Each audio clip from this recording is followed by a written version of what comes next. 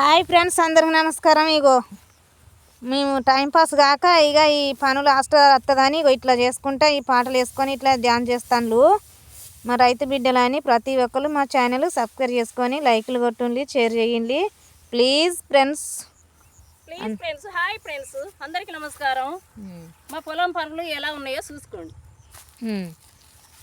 Timepass కాక ఇగో ఇట్లా ఏదో అట్లా సీతమ్మ చీరలతో ఇట్లా చేస్తే కూడా ఇక కష్టం అనేది ఏంది గుర్తించాలి కదా రైతులను.